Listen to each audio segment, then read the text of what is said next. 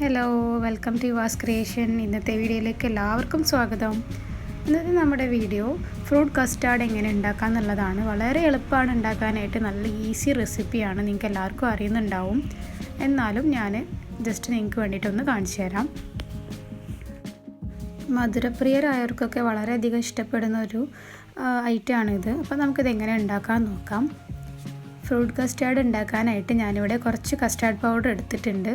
അതിലേക്ക് നോർമൽ പാല് ഒഴിച്ചു കൊടുത്തിട്ട് മിക്സ് ചെയ്തെടുക്കുകയാണ് ചെയ്യുന്നത്. ഇത് തിളപ്പിച്ച പാലൊന്നുമല്ല, സാദാ പാലാണ്. എന്നിട്ട് കട്ടൊന്നും ഇല്ലാതെ നന്നായിട്ട് ഇതുപോലെ ഇങ്ങനെ കലക്കിയെടുക്കണം. നമ്മൾ കസ്റ്റാർഡ് ഉണ്ടാക്കുമ്പോൾ ഡയറക്റ്റായിട്ട് തിളപ്പിച്ച പാലിലേക്ക് ഈ കസ്റ്റാർഡ് പൗഡർ ഇട്ട് കൊടുത്തിട്ടുണ്ടെങ്കിൽ ആകെ കട്ട പിടിക്കും. അപ്പോൾ അത് നല്ലപോലെ വരില്ല. അപ്പോൾ അതിന് വേണ്ടിയിട്ടാണ് നമ്മളിങ്ങനെ ആദ്യം കുറച്ച് കസ്റ്റാർഡ് പൗഡർ എടുത്തിട്ട് നോർമൽ പാലിൽ ഇങ്ങനെ കലക്കിയെടുക്കുന്നത്. ഇപ്പോൾ നമ്മളിവിടെ കട്ടൊന്നുമില്ലാതെ ഇങ്ങനെ നല്ലൊരു കൺസിസ്റ്റൻസി ആക്കി എടുത്തിട്ടുണ്ട്. ഇനി നമുക്കിത് മാറ്റി വെക്കാം. ഞാനിവിടെ 1/2 ലിറ്റർ പാലാണ് എടുത്തിട്ടുള്ളത്. അത് നന്നായി തിളപ്പിച്ചെടുത്തിട്ടുണ്ട്. നമ്മളിങ്ങനെ കൈയെടുക്കാതെ ഇളക്കിക്കൊണ്ടിരിക്കണം. ഒപ്പം തന്നെ കസ്റ്റാർഡ് പൗഡർ നേരത്തെ കലക്കി വെച്ചിട്ടുള്ളത് നമുക്കിതിലേക്ക് ഒഴിച്ചു കൊടുക്കാം. നമ്മൾ ഇളക്കുന്നത് നിർത്താൻ പാടില്ല, പെട്ടെന്ന് തന്നെ കട്ട പിടിക്കും. അപ്പോൾ നമ്മളിങ്ങനെ നന്നായിട്ട് മിക്സ് ചെയ്ത് കൊടുക്കണം. എന്നിട്ടിത് നല്ലൊരു കൺസിസ്റ്റൻസി ആവുന്നത് വരെ, കുറുകി വരുന്നത് വരെ നമുക്ക് ഇങ്ങനെ ഇളക്കി കൊടുക്കാം.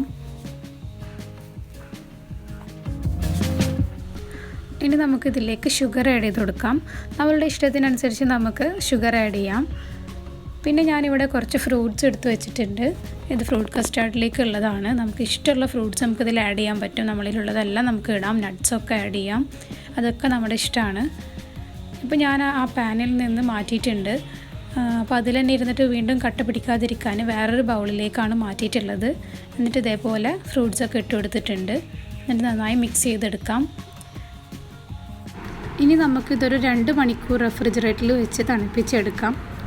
അടച്ചു വെച്ചതിന് ശേഷം വേണം തണുപ്പിച്ചെടുക്കാൻ. ശേഷം നമുക്ക് സെർവ് ചെയ്യാം. വലിയവർക്കും ചെറിയവർക്കും എല്ലാം ഒരുപോലെ ഇഷ്ടമുള്ള ഒരു ഐറ്റമാണിത്. അപ്പോൾ ഇത് ഉണ്ടാക്കാൻ എല്ലാവർക്കും അറിയാവുന്നതാണ്. പ്രത്യേകിച്ചൊരു വീഡിയോയുടെ ഒന്നും ആവശ്യമില്ലെന്ന് എനിക്കറിയാം. എന്നാലും ഞാൻ ഉണ്ടാക്കുമ്പോൾ ജസ്റ്റ് ഒന്ന് ഷൂട്ട് ചെയ്തതേ ഉള്ളൂ. എന്തെങ്കിലും തെറ്റുകളൊക്കെ ഉണ്ടെങ്കിൽ ക്ഷമിക്കുക. അപ്പോൾ നമുക്കിവിടെ വൈൻഡപ്പ് ചെയ്താലോ. അപ്പോൾ ഇന്നത്തെ വീഡിയോ നിങ്ങൾക്ക് എല്ലാവർക്കും ഇഷ്ടമായെന്ന് കരുതുന്നു. ഇഷ്ടമായെങ്കിൽ സപ്പോർട്ട് ചെയ്യാൻ മറക്കരുത്. മറ്റൊരു വീഡിയോ ആയിട്ട് വീണ്ടും കാണാം. അതുവരേക്കും ടേക്ക് കെയർ. ബൈ.